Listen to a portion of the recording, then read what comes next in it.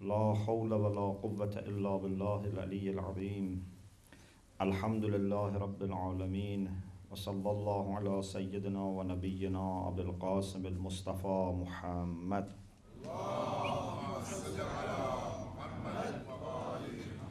وعلى آله الطيبين الطاهرين، لا سيما بقية الله في الأرضين. أجل الله تعالى فرجه الشريف وجعلنا من أعوانه وأنصاره. السلام على الحسين وعلى علي بن الحسين وعلى أولاد الحسين وعلى أصحاب الحسين ورحمة الله وبركاته. Alhamdulillah, we've been able to study different aspects of ma'rifah, or understanding, that we should be equipped with so that we can benefit from mourning for Imam or visiting the Prophet and Imams. And we talked about different levels of ma'rifah, and then we talked about the ma'rifah that we need to understand what we can do for them right now. In such a time in which we are not able to ask them, we are not able to meet them, how can we realize what they expect from us so that we do it? And how can we realize what we can do to prepare for the advent of Imam Mahdi Ajjalallahu Ta'ala Farajahu Sharif?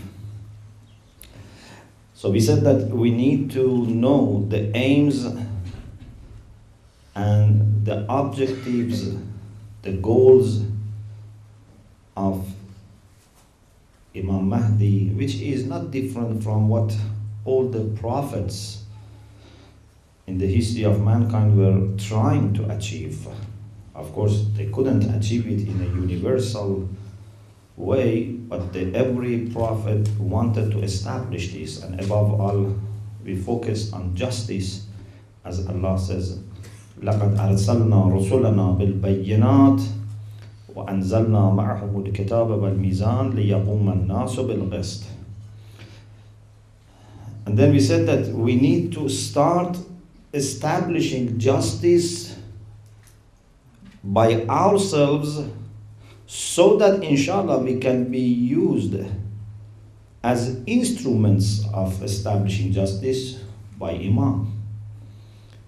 It's not possible that a person who has been unjust then all of a sudden becomes a helper of an Imam who wants to establish justice in all over the world. This doesn't work, doesn't make sense. We have to establish justice within and without. First inside ourselves, and then with respect to other people, friends and enemies alike. Justice is not only for the friends, justice is for friends and enemies, as Allah says, لا يجرمنكم شنآن قوم على ألا تعدلوا. We have to be fair and just with respect to everyone. Then we talked, one of the most important things that you have to observe as a just person is the right of people to be treated with honor and dignity. Again, we need to achieve this honor for ourselves and also treat other people with honor and respect. So we talked about this, and what does it mean that our community becomes an honorable community that extends this honor to other people. And today, in the middle of the day, I talked about some of other virtues which we need to achieve, and in particular I mentioned the virtue of patience and sabr. To be just, to be able to achieve and maintain your honor, to be able to resist all the temptations for having an easy life, but without honor, we need to be patient. This patience is very important, and I mentioned that how Imam Hussein himself focused on the issue of patience in his khutbah, in his sermon in Mina before leaving Mecca. So this patience is very important. Now we want to continue with this, and this is our last opportunity. So I have to finish everything tonight.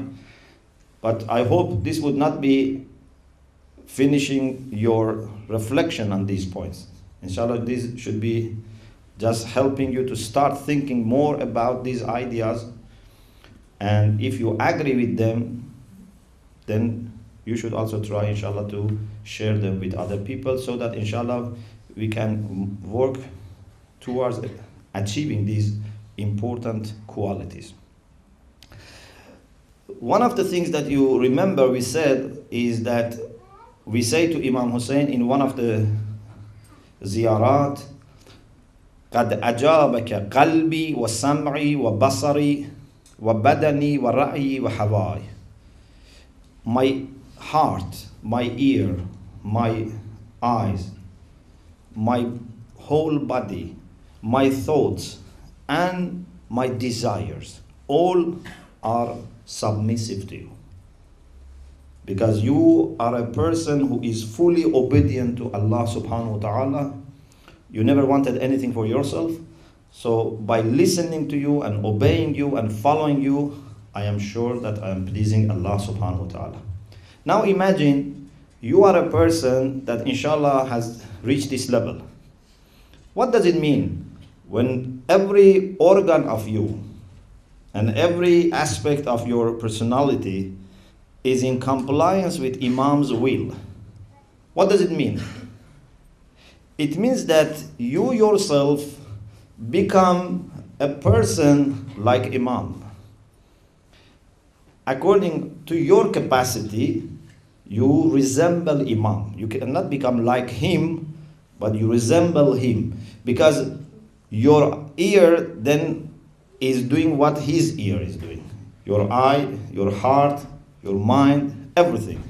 So in this way, we can say that we are getting closer to their personality.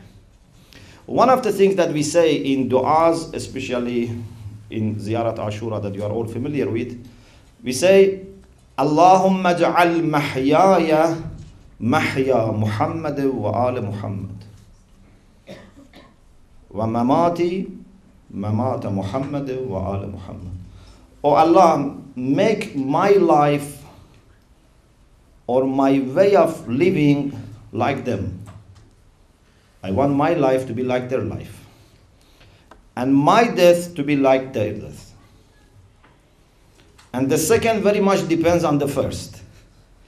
If I can live like them, then I can die like them. It's not possible to live a different type of life and then have a death like their death. What does it mean? Oh Allah, make my life like their life. In a very ordinary way, we say it means that I want to be someone who lives like them. I want to be someone who follows their way, who has the values similar to their values, virtues like their virtues. This is the way that we normally understand. But I think we can understand it in a different way, or you can say in a more profound way. Allahumma ja'al mahyaya mahya Muhammadin wa ala Muhammad can mean, in addition to that one, can mean something more. Oh Allah, make my life their life. What does it mean? It means that let me be a continuity of their life. It's a very important idea. They are no longer living in a physical condition, but there is no reason why I cannot act in the way that if they were alive, they would have done so. Sometimes you start a project, for example, you want to make a school, an Islamic school, full-time Islamic school. This is something that we very much need. Everywhere must be available. Full-time Islamic school. So you start this, it is not something easy. And maybe your life is coming to an end. You are worried. Is this project going to be finished or not? So you find people with the same understanding and commitment and say, I have started this project, or we have started this together. So if I was going to live longer, I would have completed this. Now I am dying. Could you please continue this project? They say, yes. We are going to finish this job. So they take over, they continue the job, and the school is finished. What does it mean? It means that they have given part of their life to you. It means that in their life they have let you continue your life. Your life and their life is connected.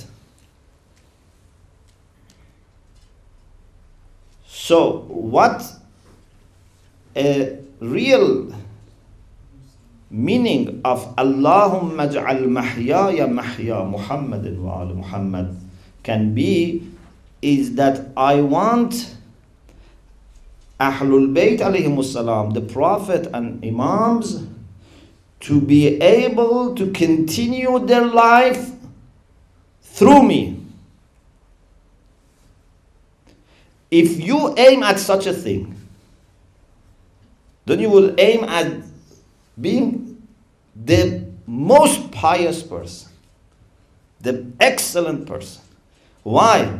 Because you want Imam to find your life qualified and worthy of becoming continuity of his life.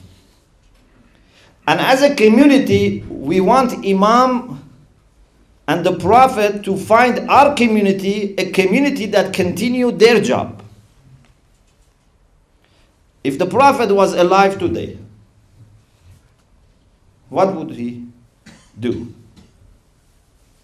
If Prophet is alive today, what would he do?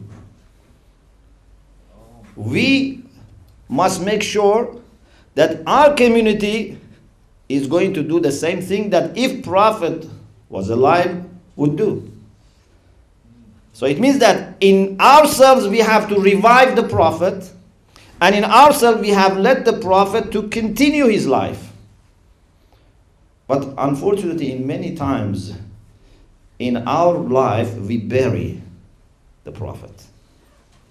The Prophet no longer exists because we have not been able to show in our conduct the conduct of the Prophet. I was reflecting about maybe 2 years ago about the significance of celebrating birth anniversary. Actually, it was birth anniversary of Imam Hussein alayhi salam. And I had a lecture in Islamic Center. And one of the ideas that came to my mind was, let's look at the issue of birth anniversary in a deeper way. Normally when we think about birth anniversary, we say, Alhamdulillah, Allah has blessed us with having such a person, and we are very happy. And we try to, for example, show our happiness. We try to understand about their teachings. This is the maximum we do. But I think we can treat this in a deeper way. Every birth anniversary can be an occasion for letting that personality be born in us. If it's the birth anniversary of the Prophet sallallahu alaihi wasallam,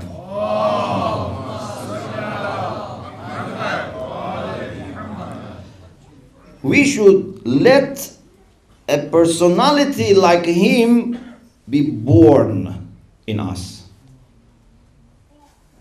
Of course, we don't expect that in the first birth anniversary he will be a person like the prophet when he became a prophet. But gradually, let the prophet be born in you, and then look after that prophet-like in yourself, and let that grow and grow and grow. So the next birth anniversary is the time for assessment. Have I kept him alive, or I forgot? And if I have kept him alive, have I let it grow,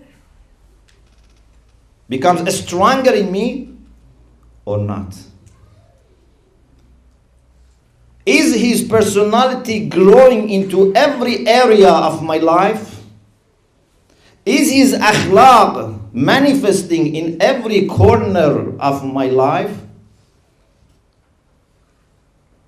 If yes, so now you have to celebrate really. Otherwise, there is nothing to celebrate. We have to mourn. And then every demise anniversary is another occasion for assessment. To see how much is left. In your life, you have to make a journey from the birth up to the death of the Prophet. So in every occasion, you have to see how much he has grown, and in every demise anniversary to see how much is left to reach the maximum resemblance that you can reach.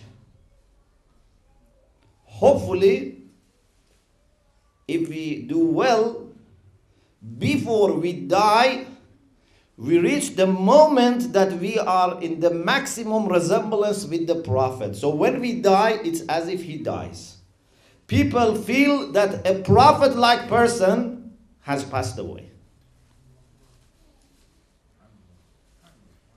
This is the concept that we have to achieve. إِذَا مَاتَ الْمُؤْمِنُ الْفَقِيهُ. We have hadith that when a believer who has deep understanding of Islam, not just theoretical understanding which comes from heart.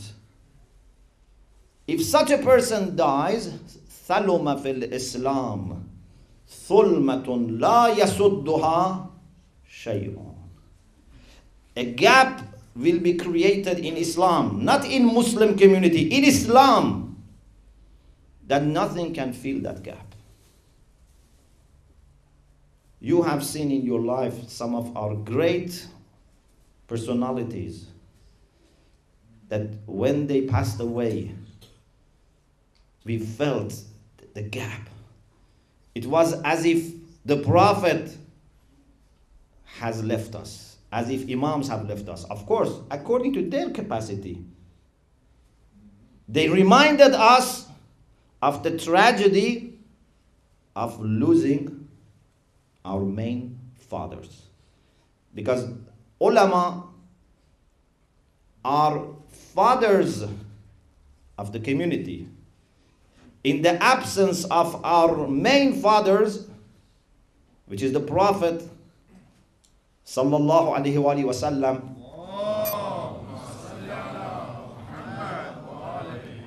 and Amirul Mu'mineen, because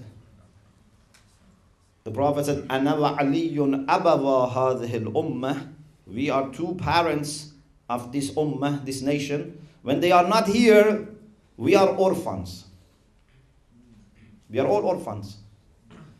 But a person who lets Ali and Prophet be born in him and becomes like them will be guardian of these orphans. And therefore in our hadith we have that when such a person dies, on the day of judgment he will be told, أَيُّهَا الْكَافِلُ لأيتام آل محمد صلى الله عليه وآله وسلم. O the one who looked after the orphans of the Prophet and his family. Who are the orphans? We are the orphans. Who is the one who filled a little bit, not like them, but to some extent, the gap? Who looked after us? Who didn't let us to be misguided in all these centuries? Our great ulama, who have absorbed all the values of the Prophet and in honest and pious way, they exhibited those values. And therefore people followed them. So, we have to make sure that we also do the same thing. There is no reason why me and you cannot become like them. Maybe everyone cannot become an alim or faqih, but at least we can get the virtues and morality of them. Allahumma ja'al mahyaya mahya Muhammadin wa ali Muhammad wa mamati mamata Muhammadin wa ali Muhammad. If I cannot look after the whole community and all orphans, at least why I cannot be in my town someone who looks after all the children of the Prophet, all the orphans of the Prophet? Why I cannot be a person in whom people are reminded of the Prophet? So this is an understanding that we have to achieve. So in Islam, we have something which is somehow similar to cloning, but it's a spiritual cloning. It's not physical cloning. When people just clone a person from the genes of another person, they think that he becomes exactly like that person, but he only becomes physically like that person. He may not have the same akhlaq. Maybe the first person is mu'min, the one who is cloned becomes kafir, or vice versa.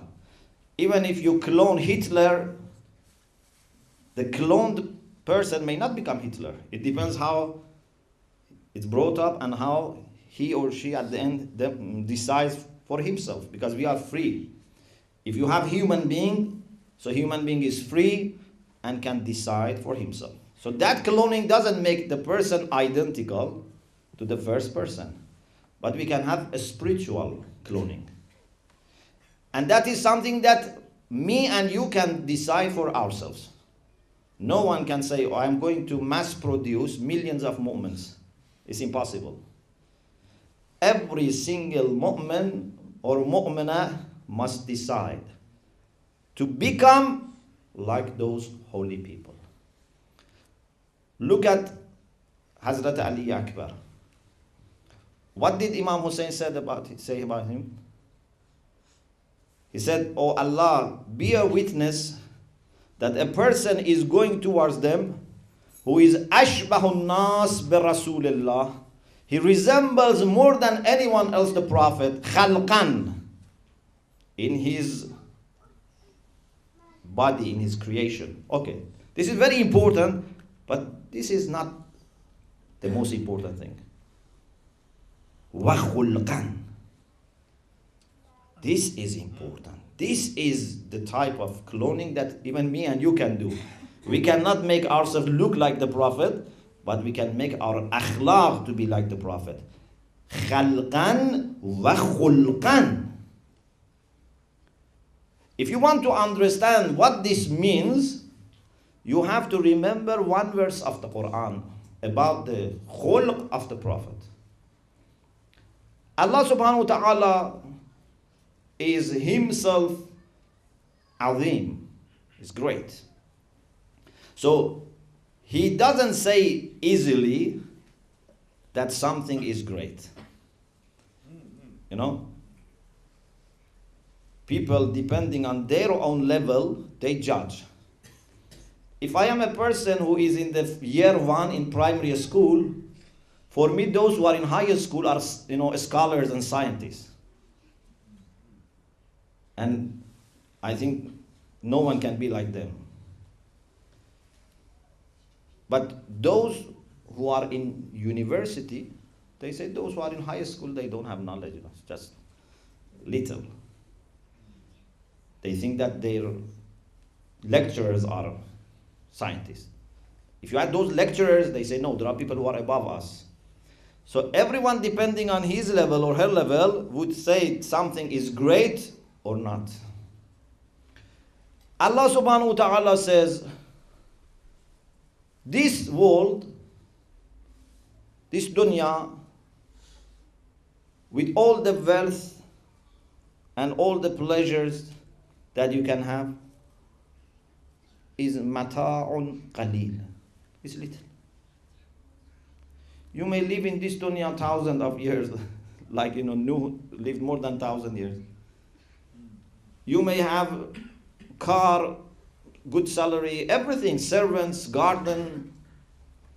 But Allah says, no matter what you have, even if you have like Pharaoh, this is mata'un qalil. This is little. Why? Because Allah is great, and He knows what other great things He has created. So He says, this is the least. For us, if I look at someone who has just a big house in London, I think, oh, mashallah, this man has a house which is, for example, 1,000 square meter. This, if you have whole London, is nothing. Mata'un qalil. But when Allah comes to the akhlaq of the Prophet, to his morals, He says, إِنَّكَ لَعَلَى خُلُقٍ عَظِيمٍ. I am your Lord, and I certify that your akhlaq is great. This is the Prophet. Imam Hussein alayhi salam says, this person, this young person, not a person who is 100 years old, this young person is ashbahun nas bi Rasulillah khalqan wa khulqan. He is not like the Prophet. He didn't say he's like the Prophet. He said among people, he resembles the Prophet more than anyone else. He has preceded others. There is a competition. Every young person can get involved in this competition and see which one can resemble the Prophet more. If you say it's too much for us, okay, try to resemble Ali Akbar. If you say it's too much, okay, try to resemble companions of Imam Hussein.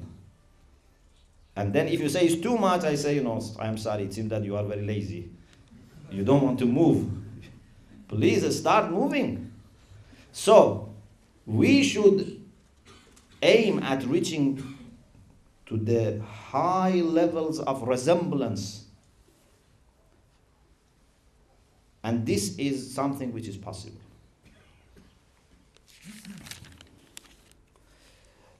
So you see that the whole concept of being a good Muslim or a good Shia, which is a follower. Shia and means to be a follower of Muhammad sallallahu alaihi wasallam.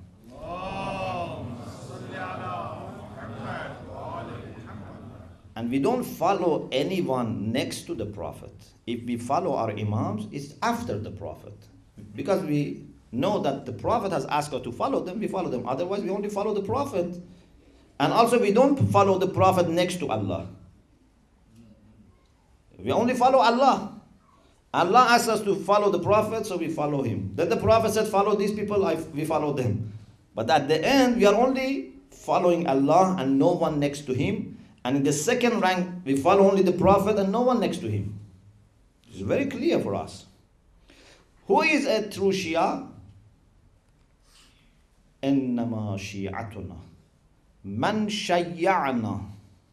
The one who follows us. It's not a matter of claiming. If you say that I am a doctor, I say, what is your reason? How can you prove? Say, look at my ID card. My surname is doctor. or my first name is doctor. No one accepts.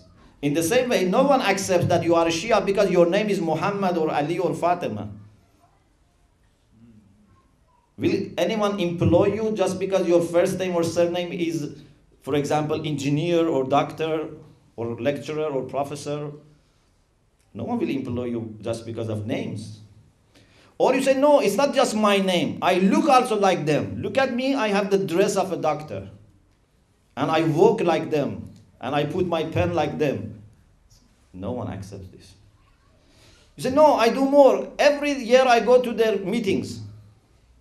Whenever there's a meeting of doctors, I am there. This doesn't work. It's a matter of reality. It's a matter of having the same qualities. So it's not a matter of name or looking like them or attending their meetings. إنما شيعتنا من شيعنا واتبع آثارنا واقتدى بأعمالنا. This is the maximum resemblance. Our followers are those who follow us and try to be like us in their action, in their performance. They see how we treated other people, how we treated ourselves. They try to do the same. So this is what we have to achieve. And one of the most important chapters in this book, in this journey, in this process, is that we have to achieve maximum amount of friendship and brotherhood and sisterhood among ourselves. This is the way they wanted us to be, and themselves were very close. If you look at the way that Ahlul Bayt alayhimus salam treated each other and their Shia, you don't see that there is any little amount of na'uzu billah hatred, or for example disregard, or lack of concern, or saying I don't bother what's happening to that person, or I want that person to die. The things that sometimes is available among us. Sometimes we wish another mu'min to die. We want to damage another person's reputation. We want to do everything to stop that person emerge in the community. These are not the things that you can find in their life. There is a letter actually from Imam Askari alayhi salam to the people of Qom and Abah, which is a place near the city of Saba, near Qom. City of Qom is one of the exceptional cities in Iran that right from the beginning was inhabited by the followers of Ahlul Bayt alayhimus salam. Like city of Kashan and Ray. These were some few cities that right from the beginning were inhabited by the followers of Ahlul Bayt. In a letter, Imam Askari alayhi salam wrote to the people of Qom. The people of Qom were in contact with Imams, and still today we have a mosque in Qom which is built under instruction of Imam Askari alayhi salam. So, in that letter, Imam approved the behavior and condition of people of Qom and Abah, and towards the end of the letter, he said, فَلَمْ يَزَلْ عَلَى جُمْلَةٍ كَامِلَةٍ مِنَ الْإِعْتِقَادِ. Constantly we have this firm conviction. لما جعلنا الله عليه من الحال القريبة, that Allah subhanahu wa ta'ala has made us very close to you. Imam is telling people of Qom who are thousands of kilometers away, they have never seen Imam. Maybe just few of them had gone for a visit. Especially because in the time of Imam Askari, Imam was, was not able to visit people or receive people. They took him into Samarra, which was a military base. And this is why he's called Samarra Askari. So, Imam says, still we have the same firm belief that we are very close. من الحال القريبة والرحم الماسة. This is very special. You know rahim, womb, when two people are relatives from blood, the same blood and womb, we call them ulul arham. And we have, this concept of salaya rahim. You should visit your relatives, your father, mother, children, brother, sister, uncle, cousin. These are your rahim. Of course, it's in addition to people who are, for example, in-laws or, friends. Imam Askari says, between us and you, there is a relation of rahim.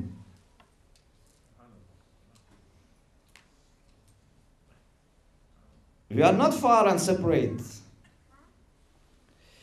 وَيَقُولُ الْعَالِمُ. Then he quotes Imam Reza. One of the titles of Imam Reza was Alim. Although all Imams were Alim, but in a very special way, this title is used for Imam Reza. Alimu Ali Muhammad sallallahu alayhi wa sallam.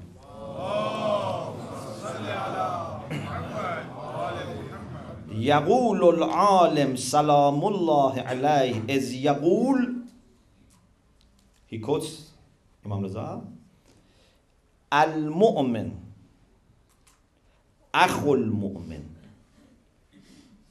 A mu'min is brother of another mu'min. لأمه وأبيه.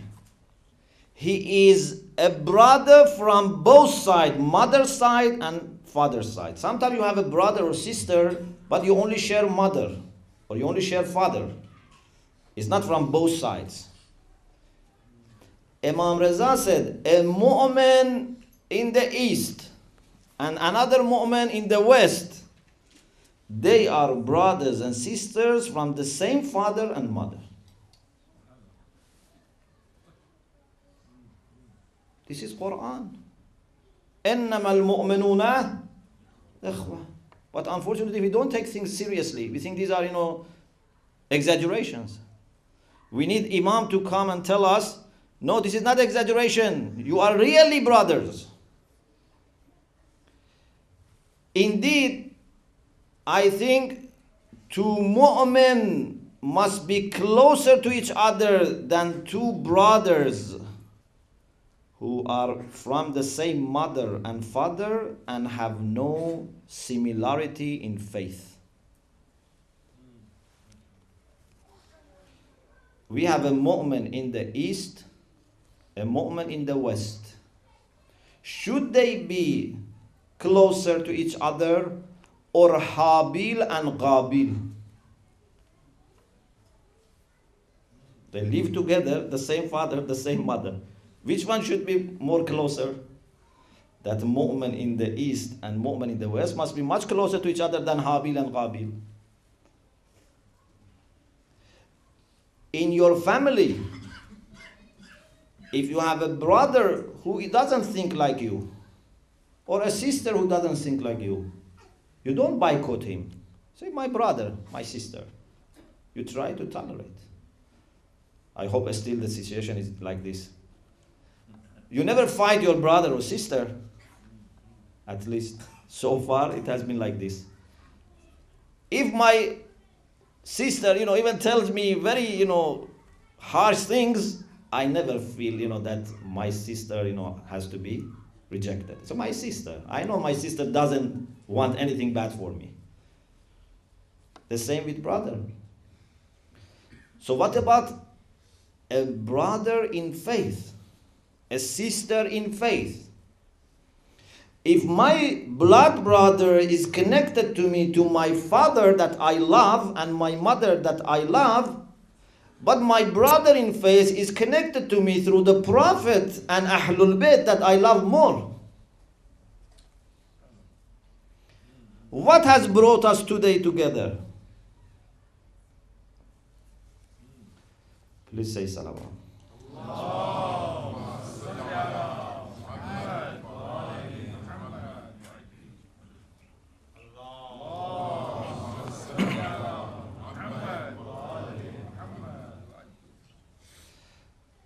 What has brought us here?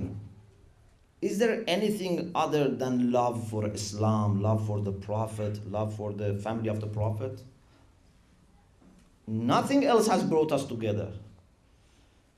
If that love was not there, you didn't know me, I didn't know you. We have people here, alhamdulillah, from different ethnic backgrounds. From perhaps all over the world, we have representatives here. What has brought us together? The love for Islam, the love for Ahlul Bayt. Do you think this love is not strong enough to keep us always together? Do you think this love is so weak that can only bring us few nights together? Why throughout the year we cannot be together? Why we cannot always visit each other? Something that makes the heart of the Prophet and Ahlul Bayt very, very happy is that when you visit each other, just for the sake of meeting your brother and sister in faith. It's not that because you want to sort out, a problem. No, just you miss your brother and sister.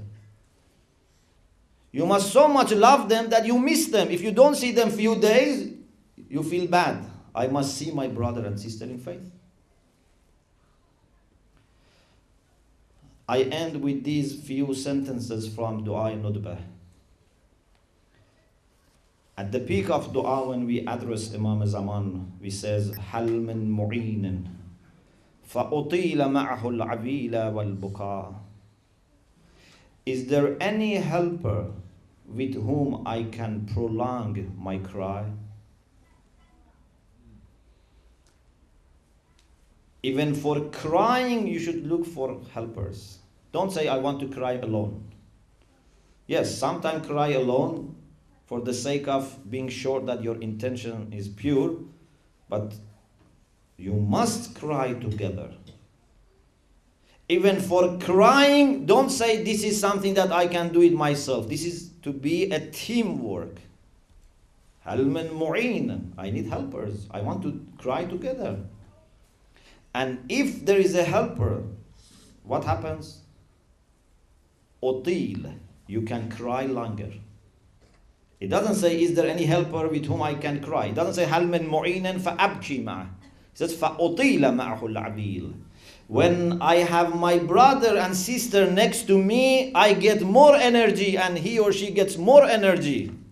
So at the end, we do more work. And if we are separated, we get tired, we get bored, we get disappointed. Everyone goes one direction, different directions. هل من جزوع فأصاعد جزعه إذا خلا. Is there anyone in pain for you? Is there anyone lamenting so that I help him when he is alone? So don't wait for people to come and join you. You go and find them and join them. Don't look for people only in Husseiniya and mosque or center. إذا خلا, visit them in their houses. Go together to holidays. Go together for lunch. I don't know, whatever. Go for a sport. Be together. The main thing is be together, and then the second thing is where to go. هل من جزوع فأصاعد جذعه إذا خلا هل قضيت عين فساعدتها عيني على القضاء. Has any eye been in pain for you? Has become red because of crying for you? And now the eye is in pain. Is there any eye in pain for you that my eye can help that eye by taking part of the pain? When you love someone very much, when you love, for example, your child, if your child has fever and no medication works, what do you say to Allah? You say, oh Allah, please help him. If it's not possible, please give his fever to me. I prefer to have fever, but my child doesn't have fever.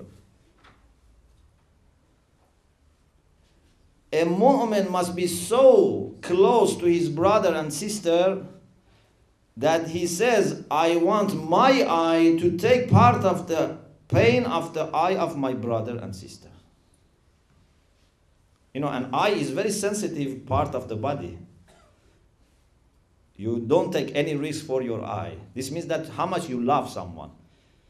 You can say, you know, let me carry your goods. But to say that let me carry with my eyes your pain is very powerful. هل قضيت عين فساعدتها عيني على القضاء. And if you achieve this, then you can say هل إليك يا ابن أحمد سبيل فتلقى. Now that we are together, is there any way to come and meet you? But if we are separated and then say we want to see you, it's not working. So this is something that inshallah we have to achieve, and by next year the same time you have to mark yourself how much progress you have made, how much you have spent time and energy and thinking and planning to bring people together and to make our community more united. If you want to please Allah subhanahu wa ta'ala, this is one of the best ways to please Allah subhanahu wa ta'ala, without no doubt. I give all my credit, all my life, if someone can say this is wrong. Everything that I have is in full conviction that this is the best, or at least one of the best ways to please Allah subhanahu wa ta'ala, to be a voice of unity, to bring people together. Imam Ali alayhi salam, in his final will, said,